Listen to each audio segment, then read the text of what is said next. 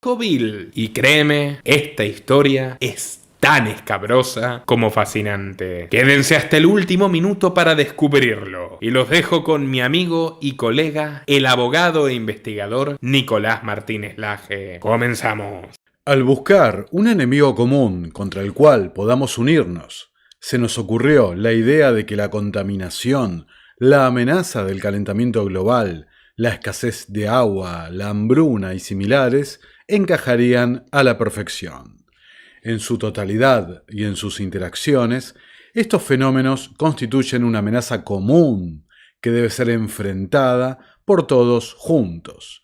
Pero al designar estos peligros como el enemigo, caemos en la trampa de la que ya hemos advertido a los lectores: confundir los síntomas con las causas.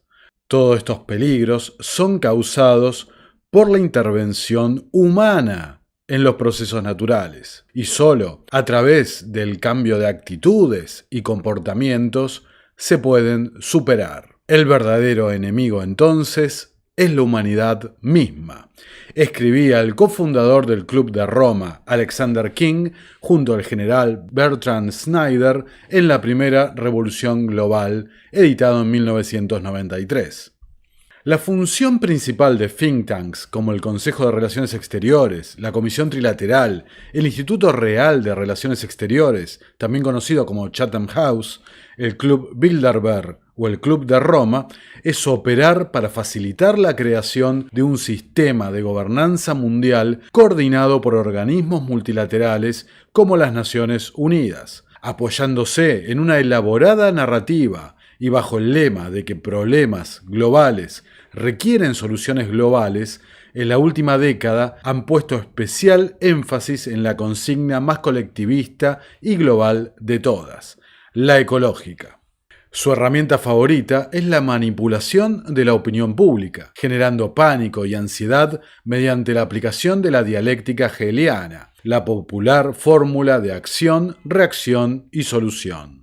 Más allá de lo que cada uno opine sobre la cuestión climática, hay una serie de hechos a esta altura absolutamente indiscutibles. Primero, la existencia de un plan, desde más de un siglo por lo menos, de una élite financiera para establecer un gobierno global, algo documentado rigurosamente por múltiples fuentes, con Anthony Sutton y Carol Quigley a la cabeza. Segundo, la absoluta conexidad entre organizaciones, ONGs, fundaciones filantrópicas, think tanks y personas. Algo muy importante porque se suele tratar este tema como si fuera una abstracción, cuando se trata en realidad de personas concretas, con la capacidad de influir en los mecanismos estatales, actuando praxeológicamente. Y todo alrededor, sospechosamente, de la figura del ya fallecido David Rockefeller. Y tercero, la intención manifiesta de los informes y presentaciones de estos propios organismos de influir en la opinión pública para dar aún más poder a la burocracia de las Naciones Unidas y a estas mismas organizaciones privadas. En este video vamos a develar y profundizar en las zonas más oscuras de la élite que nos esclaviza. Soy Nicolás Martínez Laje y esto es Terapia Liberal. Vamos con la intro.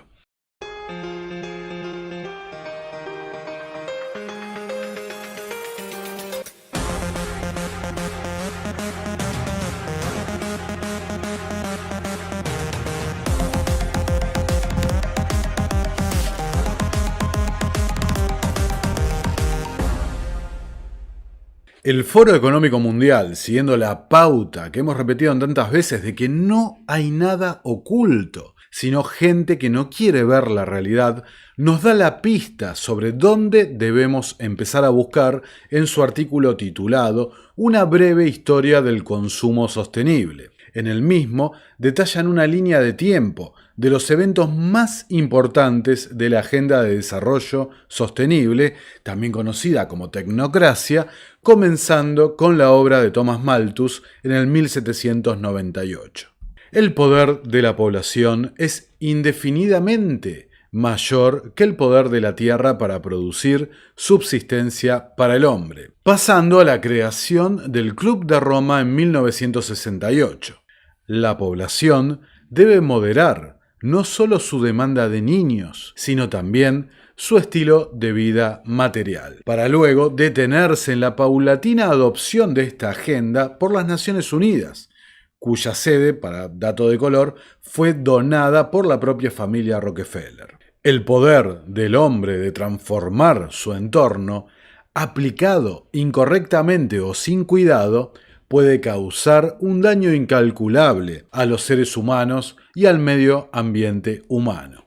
Para pasar al concepto de desarrollo sostenible, presentado en Sociedad en 1987 por la Comisión Brundtland, nombrada en honor a Gro Harlem Brundtland, una política noruega y curiosamente miembro destacada de la propia Comisión Trilateral fundada por David Rockefeller y el tecnócrata Zbigniew Brzezinski, donde decían: las necesidades percibidas están determinadas social y culturalmente, y el desarrollo sostenible requiere la promoción de valores que fomenten estándares de consumo que estén dentro de los límites de lo ecológicamente posible y a los que todos puedan aspirar razonablemente. Para llegar finalmente a la Cumbre de Río de 1992, donde se trazaría la Agenda 21, posteriormente rebautizada como la infame Agenda 2030. La principal causa del continuo deterioro del medio ambiente mundial es el patrón insostenible de consumo y producción, particularmente en los países industrializados, que es un motivo grave de preocupación que agrava la pobreza y los desequilibrios. El modus operandi que suelen utilizar es fácil de reconocer desde los principios de la retórica aristotélica, y una vez que los enumeremos sucintamente, confío en que ustedes mismos van a poder reconocer mucho más fácil estas técnicas de persuasión discursiva. Primero, suelen apelar al prestigio de aquellos funcionales a la agenda, ya sean científicos, divulgadores, políticos o lo que sea, proclamándolos expertos, mientras censuran y demonizan a quienes cuestionen el discurso oficial, y finalmente apelan al supuesto consenso de la comunidad científica, que si lo pensamos 2 segundos, no existe tal cosa. No hay una comunidad científica y menos un consenso. Es lo contrario al progreso y justamente al pensamiento científico. Ese sería el ethos aristotélico. Apoyados por la indiscutible inefabilidad, objetividad y supuesto carácter científico de los modelos informáticos que utilizan, que pasan así a tener un carácter cuasi religioso, realmente un dogma que no se puede discutir, eso representa el logos aristotélico, para finalmente apelar a la emocionalidad a través del miedo y la culpa, ¿no? Es decir, nos trasladan la idea de que somos nosotros mismos, no ellos, la élite no tiene nada que ver, no ellos claramente, los culpables y quienes debemos sacrificarnos por el bien común para evitar el supuesto colapso ecológico. Ese sería el pathos aristotélico.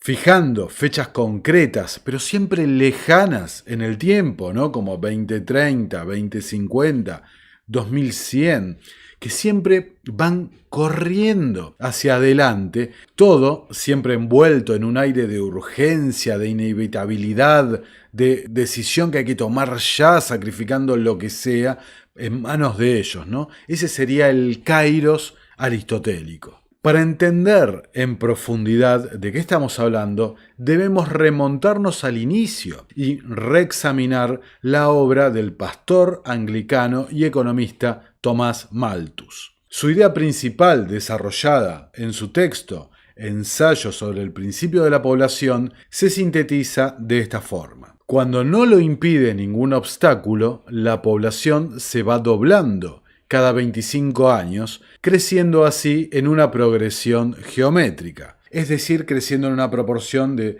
2, 4, 8, 16, 32. Los medios de subsistencia en las circunstancias más favorables podemos afirmar que aumentan en progresión aritmética, es decir, una progresión constante, 1, 3, 5, 7, 9. Es decir que, si no se controla el crecimiento poblacional, según Malthus, irremediablemente se llegaría a un punto donde no alcanzarían los alimentos para todos, lo que llevaría a un colapso civilizatorio. Para alcanzar ese concepto, ese ideal de desarrollo sostenible que ya esbozaba Malthus, este autor consideraba fundamental apelar a lo que él denominaba obstáculos al crecimiento, a los que dividía en voluntarios, es decir, autolimitaciones como la abstinencia reproductiva, o obstáculos impuestos a través de guerras o la misma naturaleza a través de, 2020, digamos.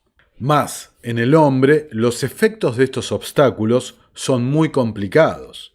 Guiados por el mismo instinto, le detiene la voz de la razón que le inspira el temor de ver a sus hijos con necesidades que no podrá satisfacer. Si cede a este justo temor, es muchas veces por virtud. Si por el contrario le arrastra su instinto, la población crece más que los medios de subsistencia. Es muy importante comprender que para Malthus existía una correlación directa entre economía y demografía. Los voceros de las élites suelen esconder esto, cambiando el eje hacia la salud, el clima, la polución, por ejemplo, para no explicitar que en rigor, cuando están hablando, no hacen otra cosa más que hablar de empobrecimiento general para derivar en última instancia en una efectiva reducción poblacional. Por lo que podemos condensar las ideas de Malthus en 3 puntos principales. Primero, la población está limitada por los medios de subsistencia. Segundo, la población crece invariablemente siempre que crecen los medios de subsistencia, a menos que lo impidan obstáculos poderosos y manifiestos. Y tercero, la fuerza superior del crecimiento de la población no puede ser frenada sin producir miseria. Esto es lo que siempre y en todo momento te esconden las élites sobre este tema. Las ideas de Malthus siempre se han demostrado equivocadas. Ni la población crece en forma geométrica, ni los alimentos crecen en forma aritmética. Tampoco Malthus consideró el factor de innovación o el desarrollo de los medios de producción, la división y especialización del trabajo. Es decir, que Malthus no previó los beneficios de una economía de mercado. La pregunta entonces sería: ¿por qué, si siempre se han verificado equivocadas, las ideas de Malthus han calado tan profundamente en la élite? La respuesta se me hace muy evidente. Planteémoslo de esta forma. ¿En qué círculos se leía la obra de Malthus? Evidentemente, en los mismos círculos que hoy en día pueden proclamar quién es un experto, pueden premiarlo, pueden darle prestigio, pueden viralizar su obra, difundirla a través de los medios de comunicación y, en definitiva, el poder para marcar la agenda. Es decir, en las élites, en la época de Malthus, ¿quién leía? ¿Quién podía debatir una obra como esta? Y convenientemente para las élites, la obra de Malthus entendía que la pobreza era una suerte de ley natural que debía recaer necesariamente sobre alguien y siempre y en todo lugar iban a ser los pobres. Sobre una parte de la sociedad deben necesariamente recaer las dificultades de la vida, y éstas recaen por ley natural sobre sus miembros menos afortunados. Un hombre que nace en un mundo ya ocupado, si sus padres no pueden alimentarlo y si la sociedad no necesita su trabajo, no tiene ningún derecho a reclamar ni la más pequeña porción de alimento. Y de hecho, ese hombre sobra. Estas son las clases de barbaridades que escribía Malthus y que esta gente siguen hoy día en el año 2022. En la visión de Malthus, las clases dirigentes y el sistema político quedaban libres de culpa. Y más aún, la falta de abstinencia reproductiva de los pobres causaban una carga innecesaria para el Estado, palabras de Malthus, la cual debían solventar los ricos. Esto explica en gran medida el profundo impacto del ensayo, especialmente entre gobernantes y las clases elitistas. Sin embargo, dos aspectos que son poco conocidos en la obra de Malthus. Seguramente por su carácter de pastor anglicano, Malthus consideraba inmoral la anticoncepción. Asimismo, Malthus fue partidario de limitar drásticamente la intervención del Estado, llegando a decir que toda interferencia excesiva en los asuntos personales era una forma de tiranía, aunque eso no le impidió escribir barbaridades como esta. En vez de recomendarles limpieza a los pobres, hemos de aconsejarles lo contrario. Haremos más estrechas las calles,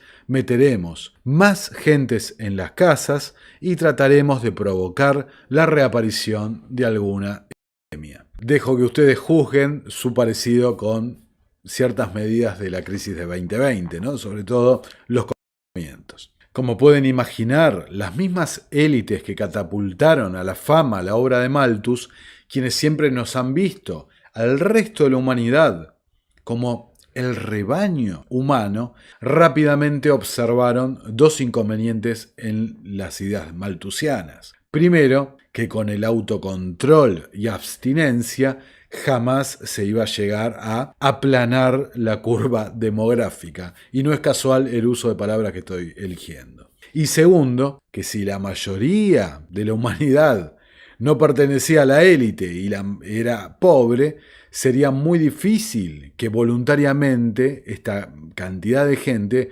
aceptara y pacíficamente la voluntad, digamos, del mandato de esta élite. Sencillamente hacía falta una mejor narrativa para vender a la opinión pública. Y seguramente para la total indignación de Malthus, sus continuadores se apoyarían, contrariamente a lo que él expresaba, en toda la fuerza y coacción del aparato gubernamental para promover los más variados métodos para controlar a la población. Desde ahogar a los recién nacidos, el término que utilizaban era painless extinction, ¿no? Una atrocidad realmente, a recurrir hasta la intervención de los gobiernos para que impidieran o retrasaran el matrimonio de jóvenes sin recursos.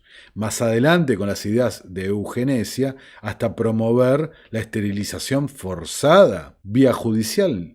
Hay fallos famosos de la corte norteamericana de la gente pobre, la gente sin recursos, ¿no? Realmente la historia de estas élites está manchada por todos lados. Bueno, ya no se promovía la cuestión demográfica como un peligro para la estabilidad del orden social y sus élites, como hacía Malthus. Ahora la narrativa demográfica iba por que la reproducción ilimitada era lo que condenaba a los pobres a su calidad de vida. Es decir, que el mensaje había evolucionado hacia una cuestión de explotación y modelos económicos, en consonancia, muy importante entender esto, con el auge de las ideas marxistas y socialistas. Quizás también para la indignación del propio Marx, quien veía con horror las ideas de Malthus, ¿no? La magia de las élites que han financiado estos movimientos es que han ido reconvirtiendo las ideas quizás por una cuestión de marketing, justamente para persuadir a la mayor cantidad de gente posible para que acepten voluntariamente sus consignas. Las ideas de Malthus entonces se habían deconstruido para reformularse como el ahora llamado neomalthusianismo. En palabras de Paul Robin, fundador de la Liga de la Regeneración Humana para enseñar las prácticas anticoncepcionistas, el neomalthusianismo es un modo de combatir la pobreza. Claramente una narrativa mucho más fácil de vender a las masas. En el neomalthusianismo entonces encontramos conjugadas las ideas de socialismo, colectivismo, ecologismo, feminismo, abortismo, eugenesia, disgenesia y lucha de clases. Aunque las élites nunca dejaron ni dejan en la actualidad de poner el eje en lo que ven como la verdadera cuestión: el control sobre la mayor parte de la humanidad. Estas ideas se encuentran en el núcleo de los modelos de agotamiento de los recursos que han inspirado movimientos como el tecnocrático en los años 30, ¿no? Recordemos, un sistema económico sustitutivo del capitalismo basado en créditos de energía. O grupos como el que trataremos en detalle en este video. El Club de Roma es una organización sin fines de lucro fundada en 1968 en plena ebullición del Mayo francés tras una reunión en la finca de los Rockefeller en Bellagio, Italia, a instancias de Aurelio Peccei, miembro destacado del grupo Bilderberg, del comité ejecutivo de la empresa Fiat y del consejo de administración del Chase Manhattan Bank. Es decir, como pueden apreciar, el perfil característico que vende la élite del filántropo benefactor. Y como dato curioso, el propio Aurelio Peccei vivió en Argentina más de una década gestionando la filial local de Fiat, ¿no? Del grupo Anelli. En su sitio web, el Club de Roma se presenta de esta forma. Dice: el Club de Roma es una plataforma de diversos líderes de pensamiento que identifican soluciones holísticas para problemas globales complejos y promueven iniciativas, políticas y acciones para permitir que la humanidad salga de múltiples emergencias planetarias, así como ustedes lo escuchan. El club está formado por jefes de Estado actuales y pasados, burócratas de la ONU, políticos de alto nivel y funcionarios gubernamentales. Agrego que está formado por diplomáticos, científicos, economistas y líderes empresariales de todo el mundo. Se autodenomina como un grupo de ciudadanos del mundo que comparten una preocupación común por el futuro de la humanidad y también comparten una visión malthusiana de la vida, culpando al hombre por la supuesta destrucción del medio ambiente y proponiendo siempre una única solución: la drástica reducción poblacional. De nosotros, del rebaño humano, de la élite, claro que no. Desde que fuera creado, este organismo se ha distinguido por sus informes apocalípticos sobre el crecimiento demográfico, en los que aboga por un drástico control de la natalidad en estrecha conexión con las campañas proabortistas promovidas por las fundaciones Ford y Rockefeller. Promovieron en sus inicios el miedo a una hambruna que no se produjo nunca, para luego centrarse en el ecologismo y en el alarmismo del calentamiento global de carácter antropogénico, es decir, responsabilizando al hombre. Narrativa que indudablemente ha tenido un éxito admirable, dadas las enormes sumas de dinero que han conseguido recaudar y fomentar del gasto público, en definitiva financiado por todos nosotros, ¿no? Por el rebaño humano, y la aceptación, esto es lo más importante, la aceptación dogmática de gran parte de la población de que esta narrativa es cierta, de que tenemos la culpa y que somos responsables, ¿no? Lo que lleva al consentimiento y al establecimiento de medidas de mayor control sobre la vida y la propiedad de las personas por parte de los propios gobiernos que se llaman democráticos, casi un carácter vergonzoso, ¿no? Con lo que hemos visto Australia, Canadá, Argentina y tantos otros países. Y por supuesto, siempre el Club de Roma planteando de fondo la necesidad del establecimiento de un gobierno global tecnocrático elitista, ¿no? Esta vieja idea platónica del gobierno de los filósofos. En palabras de sus fundadores, ¿no? Decía Aurelio Peccei, uno de los mayores obstáculos para el progreso de la humanidad es el concepto de soberanía de cada nación. Mientras tanto, Alexander King, el cofundador, decía: la sociedad mundial requiere una única dirección, un gran capitán que guíe la Tierra hacia un destino común. Estoy absolutamente convencido que Adolfo, el del Partido Nacionalista y Socialista, decía exactamente lo mismo, ¿no? Disculpen el YouTube friendly. Entre los miembros destacados del Club de Roma podemos mencionar, por ejemplo, para que tomemos conciencia de los nombres que participan de estas iniciativas, está Al Gore, ¿no? Aquel de Una verdad incómoda, Maurice Strong, un tipo muy importante, protegido de la familia Rockefeller, Mikhail Gorbachev, Anne Ehrlich, casada con Paul Ehrlich, el autor del libro La bomba poblacional, que muy curiosamente Paul Ehrlich en los últimos años ha tenido algunas declaraciones en contra del Foro de Davos. Sigamos nombrando, ¿no? Kofi Annan, exsecretario de las Naciones Unidas, Gro Harlem Brundtland, a quien hemos nombrado de la Comisión Brundtland, el Dalai Lama, el padre Barry Thomas, un sacerdote católico que es uno de los principales defensores de la ecología, la ecoespiritualidad, David Rockefeller, por supuesto, miembro ejecutivo, ¿no?, del Consejo de Relaciones Exteriores, expresidente del Chase Manhattan Bank, fundador de la Comisión Trilateral, miembro ejecutivo del Foro Económico Mundial y entre muchísimas otras cosas, ¿no? Realmente el currículum de Rockefeller es impresionante, ¿no?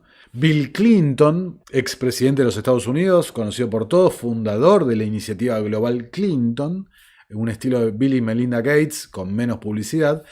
Jimmy Carter, aquel presidente de los Estados Unidos y Premio Nobel de la Paz, designado por Zbigniew Brzezinski, por la Comisión Trilateral. Bill Gates, cuando no. Garrett Harding, creador del concepto de Global Commons, los bienes globales comunes. Ted Turner, a quien ya hemos tenido en este canal, filántropo, fundador de CNN, magnate de los medios de comunicación, un defensor de la política de un hijo por familia, cuando él tenía 5, George Soros, ¿no?, cuando no, Tony Blair, muy importante en 2020, Deepak Chopra, ¿no?, un gurú de la nueva era, Henry Kissinger, ex secretario de los Estados Unidos, quizás una de las personas más nefastas del siglo XX, Juan Carlos I, el rey de España, el príncipe Felipe de Bélgica, la reina Beatriz de los Países Bajos, José Luis Rodríguez Zapatero, ex primer ministro de España, ¿no?, Vicente Fox, ex presidente de México, todos siempre vinculados al Foro Económico Mundial. El Club de Roma posee 2 franquicias, el Club de Madrid y el Club de Budapest. El Club de Budapest es una rama diseñada para promover la agenda verde global a través del arte y la cultura, difundiendo el culto New Age. Todo a través del Consejo Mundial de Sabiduría. Su manifiesto, publicado en 1996, fue firmado por 16 líderes medioambientales mundiales, 12 de los cuales eran miembros del Club de Roma. El Club de Madrid, por su parte, fue fundado oficialmente, on the records, digamos, por Mikhail Gorbachev y Diego Hidalgo. Está formado por 70 ex jefes de Estado, handpicking, ¿no?, seleccionados para considerar formas apropiadas de gobernanza y métodos de transición democrática hacia un nuevo orden mundial, tema que hemos desarrollado en videos anteriores. Desde su fundación, el Club de Roma ha estado estableciendo capítulos alrededor del mundo, propagando sistemáticamente su catastrófica visión del futuro en la opinión pública mundial a través de sus socios estratégicos, llámese los medios de comunicación mainstream, fundaciones y corporaciones filantrópicas. Estas últimas financiando a su vez investigaciones de aquellos expertos aprobados para avanzar en las propias hipótesis de la élite, para luego terminar, a través de los medios de comunicación, declarándolas como la ciencia establecida e indiscutible. De esta forma, han logrado que sus teorías y recomendaciones se plasmaran en los planes educativos estatales, universidades, grupos activistas, la cultura popular, muy importante esto. Fíjense todas estas cosas que estoy diciendo y diré, cómo se plasman en la cultura popular, hasta en las películas, qué sé yo, de los superhéroes, Thanos y la reducción poblacional en los Avengers, ¿no? Y en última instancia, todo termina replicando en las instituciones políticas, quienes son, como explicamos en otro video, quienes le dan el carácter de legislación, el carácter de creación de legislación de derecho positivo, ¿no? Gente que no ha sido elegido por nadie termina desarrollando las ideas que se convertirán en legislación a través de los políticos que son miembros de los propios programas de esta élite, como los Young Global Leaders del Foro Económico Mundial. En 1972, el Club de Roma presentó la que sería su publicación más famosa, Los Límites del Crecimiento, donde explícitamente sugerían que la solución a la inminente catástrofe ecológica consistía en reducir la tasa de natalidad para igualar la nueva tasa de mortalidad más baja, producto del crecimiento económico y el aumento de la expectativa de vida, es decir, producto de las bondades del capitalismo. O, como segunda alternativa, proponían que la tasa de mortalidad debía aumentar de nuevo. Es decir, pasando en limpio, proponían que había que reducir los nacimientos o aumentar la mortalidad, ¿no? Esto es lo que escribe esta gente. Como podemos ver, ¿no? Y dijimos al inicio de este video, el cambio climático es solo una excusa, como explica Dennis Meadow, coautor de Los Límites del Crecimiento, en este video. But the important thing to realize, we don't consider climate change to be a problem. It's a symptom. When you have physical growth in a finite planet, pressures are going to mount to stop the growth. And climate change is one of those pressures. So it's a symptom of our efforts to keep promoting physical growth in a finite planet. Ironically, if we solved climate change, if we could somehow push a magic button and eliminate greenhouse gases anymore, then the consequences will be, but continue with our growth, we'll just have to see bigger pressures in other sectors, then water scarcity or epidemics or warfare or some other pressure will have to become even more powerful, because finally the pressures against growth have to equal the pressures in favor of growth. And only when they're equal, growth will stop. Ellos ven el cambio climático, que como dijimos al principio lo inventaron, como un síntoma. El verdadero problema para ellos es una y otra vez, desde Malthus para acá, el exceso poblacional, ¿no? Que somos, el rebaño humano es demasiado numeroso.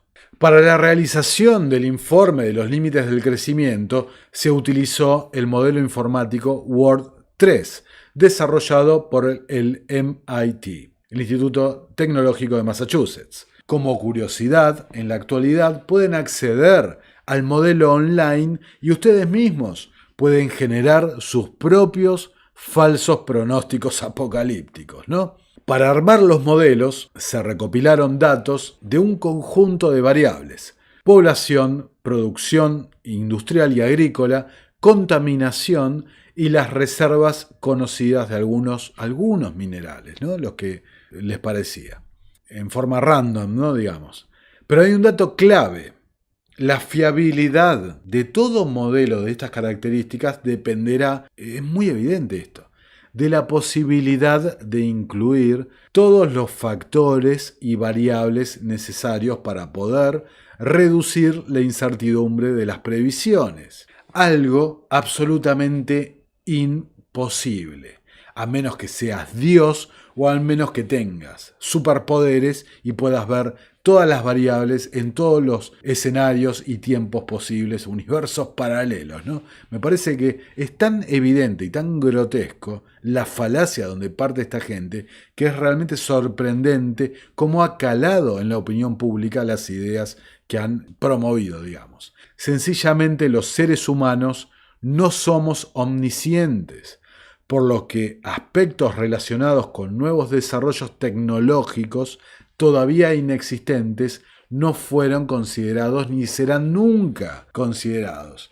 Es decir, que los mismos errores que cometía Malthus se siguen cometiendo 200 años después por la misma clase de arrogantes e ingenieros sociales. Diseñaron fórmulas que relacionaban las variables que ellos mismos habían seleccionado para obtener los resultados que ellos mismos estaban buscando. Es decir, pesimismo total. Y como es lógico, si uno le entra a una computadora malthusianismo, la computadora, ¿qué va a devolver? Malthusianismo. El modelo resolvía que como consecuencia de la disminución de los recursos naturales, hacia el año 2000 se produciría una grave crisis en las producciones industriales y agrícolas, que resultaría en el colapso de la civilización tal como la conocían. Qué curioso que hoy, en 2022, estamos hablando de lo mismo, previendo un escenario de colapso de la producción y de cadena de suministro de alimentos, pero no producto de ninguna catástrofe medioambiental, sino que producto de las medidas de los gobiernos, en función de la crisis de 2020 o en función del conflicto ruso-ucraniano. Eso sí, la única modificación de los datos introducidos en el modelo de Ward 3, donde el ordenador conseguía eliminar la crisis, consistía, escuchen esto, en la igualación inmediata de las tasas de natalidad y mortalidad en todo el mundo, la detención del proceso de acumulación de capital y que todas las inversiones se destinaran exclusivamente a modernizar el capital existente para un uso más eficiente de recursos y menos contaminante. Es decir, que la misma agenda que venimos escuchando hoy, ¿no?, con la transición al desarrollo sostenible, la daba el modelo de los límites del crecimiento hace más de 50 años. Curiosamente, expresada por estas élites que son quienes han invertido en estas tecnologías, monopolizándolas y cartelizándolas. Si se mantienen las tendencias actuales de crecimiento de la población mundial, industrialización, contaminación ambiental, producción de alimentos y agotamiento de los recursos, este planeta alcanzará los límites de su crecimiento en el curso de los próximos 100 años. El resultado más probable sería un súbito e incontrolable descenso tanto de la población como de la capacidad industrial. Como muestra la seriedad y el carácter científico de estos informes, en 2021 el Club de Roma, a través de Gaia Harrington, publicó una revisión a los datos del modelo original donde literalmente asumen el doble de los recursos del modelo original. Es decir, que le pifiaron por el 100%, ¿no? Pero siempre para llegar a las mismas conclusiones, ¿no? Nuevamente, a los que quieran profundizar aún más en los defectos del modelo de Ward 3, les recomiendo encarecidamente el capítulo de Corbett Report dedicado al mismo, titulado ¿Existen límites al crecimiento?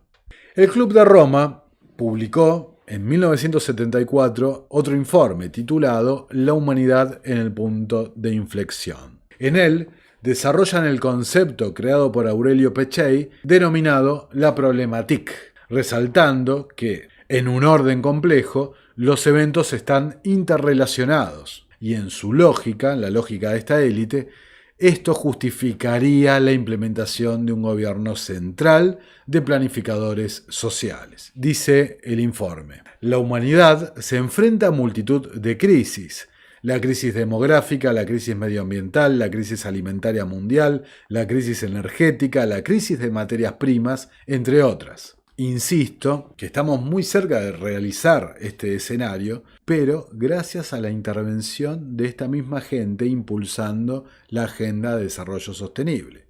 Seguimos. La solución de estas crisis solo puede desarrollarse en un contexto global con pleno y explícito reconocimiento del sistema mundial emergente, es decir, un nuevo orden mundial, y sobre una base de largo plazo. Esto requeriría, entre otros cambios, un nuevo orden económico mundial, como decía la Comisión Trilateral, los tecnócratas. Es muy evidente. Y escuchen esto, un sistema global de asignación de recursos. Es decir, lo mismo que pregonaba la tecnocracia. Notarán quienes siguen el canal la total sincronicidad con el ideario tecnocrático o lo que expresa en la actualidad el Foro Económico Mundial. Y esta asignación de recursos, ¿cómo lo van a utilizar? Evidentemente con sistemas de crédito social. Y justamente en la tercera reunión del Foro Económico Mundial, en ese momento denominado Foro de Management Europeo, donde se celebró la firma del mismo manifiesto de Davos, el orador destacado de ese encuentro no fue otro más que el propio Aurelio Peccei, y su exposición trató sobre los límites del crecimiento del Club de Roma. ¿Se dan cuenta? La total conexión de esta gente es una red, y en la actualidad parecería que el Club de Roma le ha cedido el protagonismo al Foro Económico Mundial del inefable Klaus Schwab, tantas veces retratado de este espacio. Pero a no confundirse, simplemente van variando quién es la cara pública, el promotor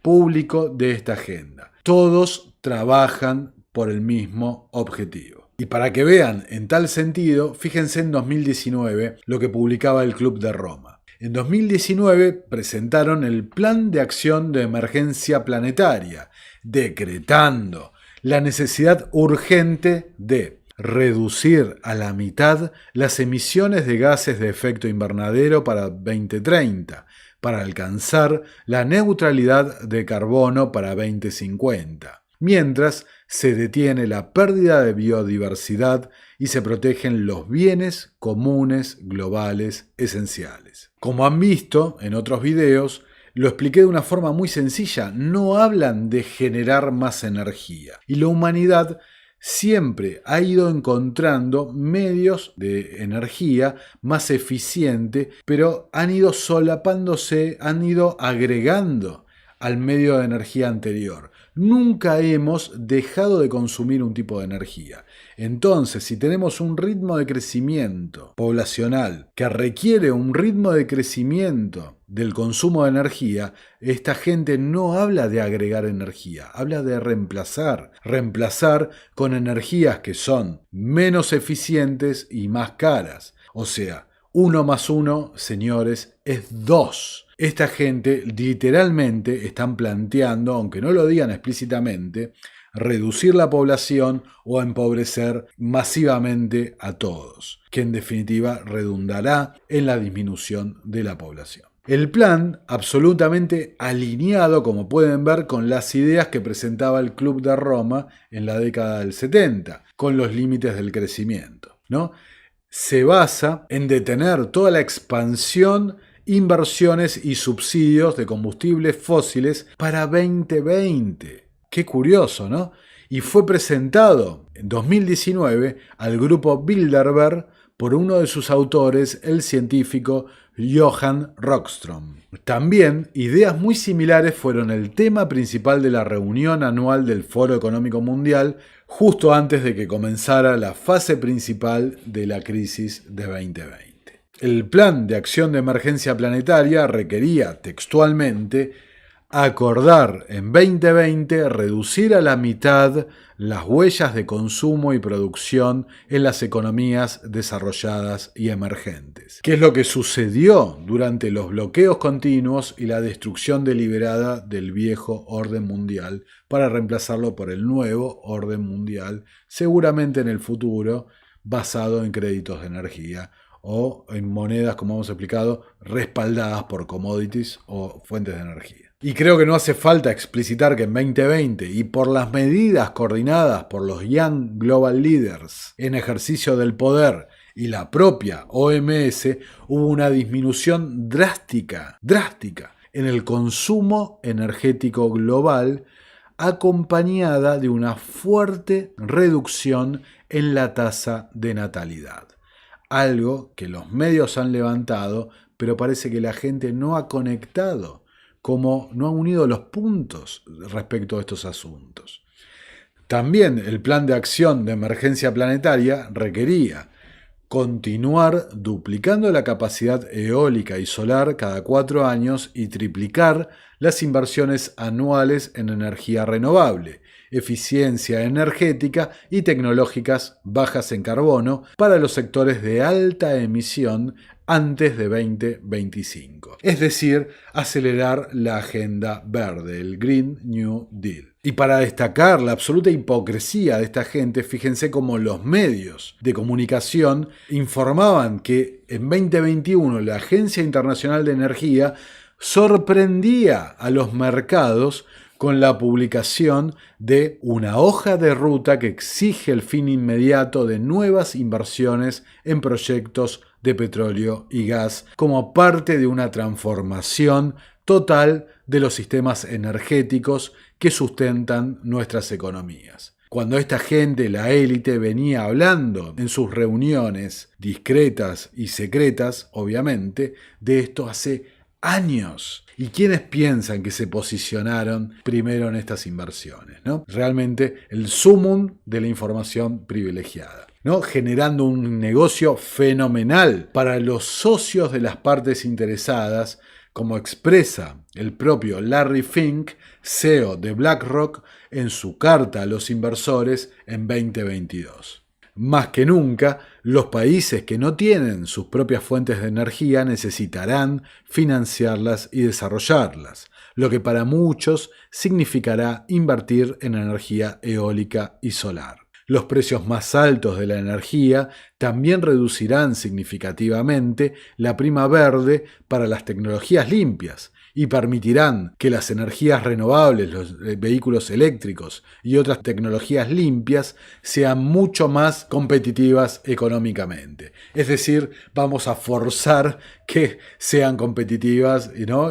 Realmente es escandaloso lo que está pasando. El Plan de Acción de Emergencia Planetaria de 2019 también decía que quería internalizar las externalidades en la producción y el consumo insostenible y con alto contenido de carbono a través de impuestos y regulaciones de consumo específico, y cambiar la tributación del trabajo al uso de todos los recursos naturales, es decir, los rudimentos, insisto, de un sistema de crédito social.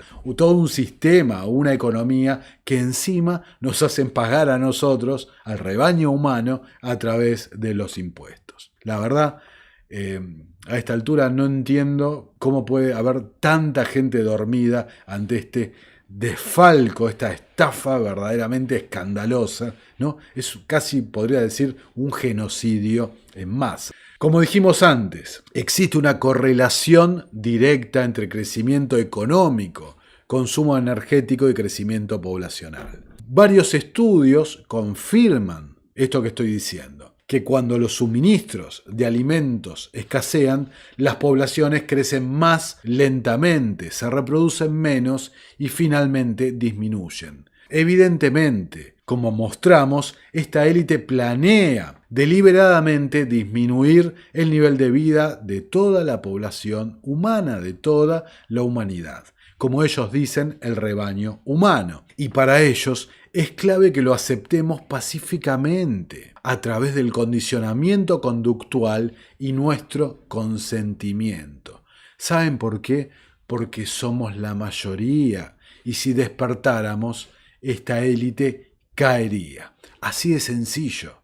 Gente, es así de claro. So usually speaking, something which happened in the past could happen again, generally. So that could happen. Or I mean, I don't know what it will be. But in one way or another, we are so far, globally, we are so far above the population and the consumption levels which can be supported by this planet that I know in one way or another it's going to come back down. So I don't hope to avoid that.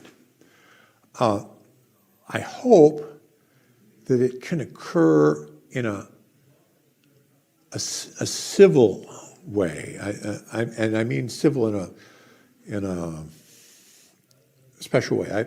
Peaceful. Peace doesn't mean that everybody's happy, but it means that conflict isn't solved through violence, through force, but rather in other ways. And so that's what I hope for.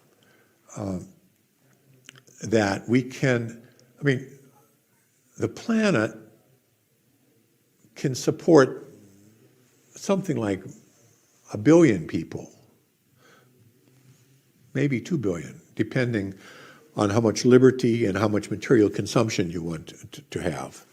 If you want more liberty and more consumption, you have to have fewer people. And conversely, you can have more people. We could even have 8 or 9 billion probably if we have a very strong dictatorship, which is smart. Unfortunately, you never have smart dictatorships. They're always stupid. But if you had a smart dictatorship and a low standard of living, you can have it. But we want to have freedom and we want to have a high sentence. So we're going to have 1 billion people. And we're now at 7, so we have to get back down. I hope that this can be slow, relatively slow, and that it can be done in a way which is relatively equal, so that people share the experience and you don't have a few rich, trying to force everybody else to deal with it. So those are my hopes. These are pretty pessimistic hopes, but that's what lies ahead. En palabras de los límites del crecimiento, tan pronto como una sociedad reconoce que no puede maximizar todo para todos, debe comenzar a tomar decisiones. Debería haber más gente o más riqueza, más naturaleza salvaje o más automóviles, más alimento para los pobres o más servicios para los ricos. Establecer las respuestas sociales a preguntas como estas y traducir esas respuestas en políticas es la esencia del proceso político. Y quienes toman las decisiones son la gente cooptada por estas élites que son los que le dicen qué es lo que tienen que decir. Y esperan que nosotros consintamos para que nos empobrezcan y en última instancia nos liquiden.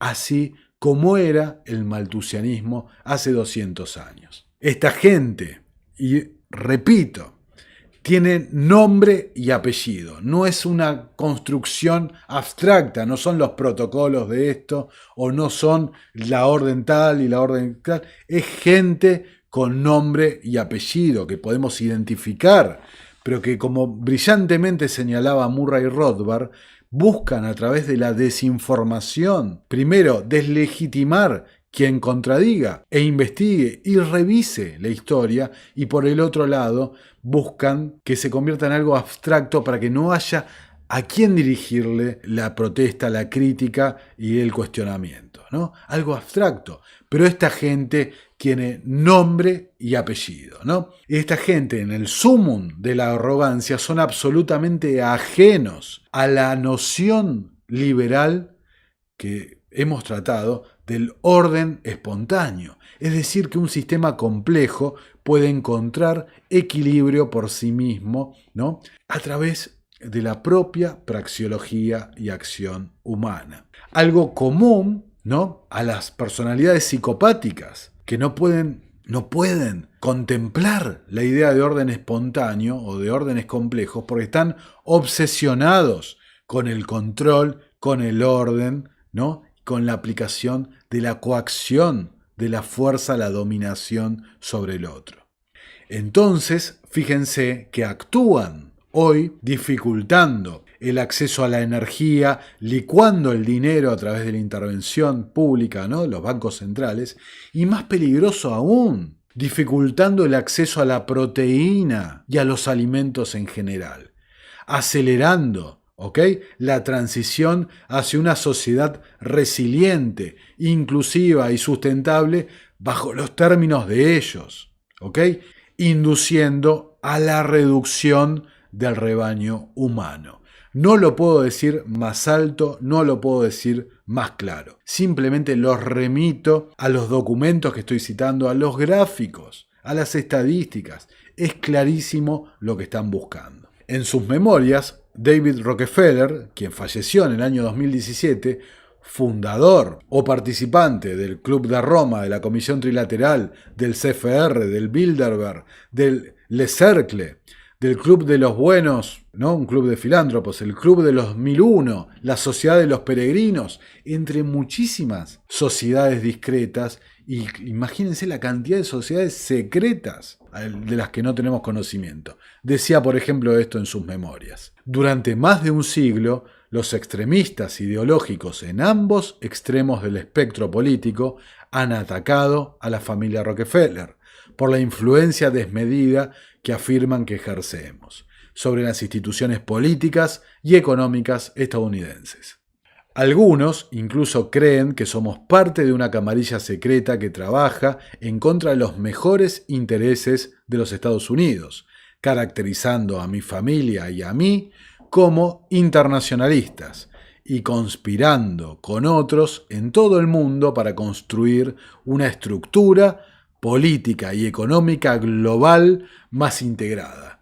Un mundo, si se quiere. Si ese es el cargo, soy culpable y estoy orgulloso de ello. La soberanía supranacional de una élite intelectual y banqueros mundiales es seguramente preferible a la autodeterminación nacional practicada en siglos pasados. Señores, no hay peor ciego que el que no quiere ver.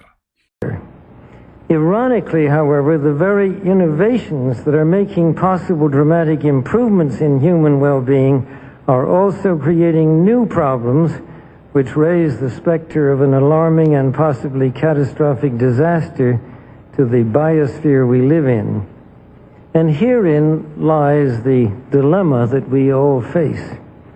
Let me illustrate. Improved public health has caused the world's infant mortality rate to decline by 60% over the last 40 years. In the same period, the world's average life expectancy has increased from 46 years in 1950s to 63 years today. This is a development which, as individuals, we can only applaud.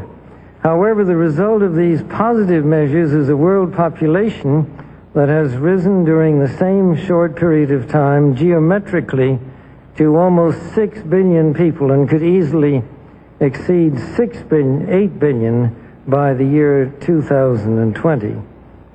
The negative impact of population growth on all of our planetary ecosystems is becoming appallingly evident. The rapid growing exploitation of the world's supply of energy and water is a matter of deep concern, and the toxic byproducts of widespread industrialization have increased atmospheric pollution to dangerous levels. Unless nations will agree to work together to tackle these cross-border challenges posed by population growth, overconsumption of resources, and environmental degradation, the prospects for a decent life on our planet will be threatened. The recent UN meeting in Cairo is appropriately focused on one of these key issues, population growth. But the controversies which have erupted at the conference illustrate the problem of coming to grips with issues that are deeply divisive and which have a profound moral dimension. The United Nations can and should play an essential role in helping the world find a satisfactory way of stabilizing world population and stimulating economic development in a manner that is sensitive to religious and moral considerations. Economic growth is, of course, an inevitable corollary of a growing population and is essential to improved standards of living. But without careful coordination, unrestrained economic growth poses further threats to our environment. This was a major subject of discussion at the conference in Rio de Janeiro on the environment 2 years ago. The focus then was on sustainable growth and global development. It was pointed out at the conference that growth is most efficiently managed by the private sector, but regulation of the process by national governments and international bodies is also needed, and once again,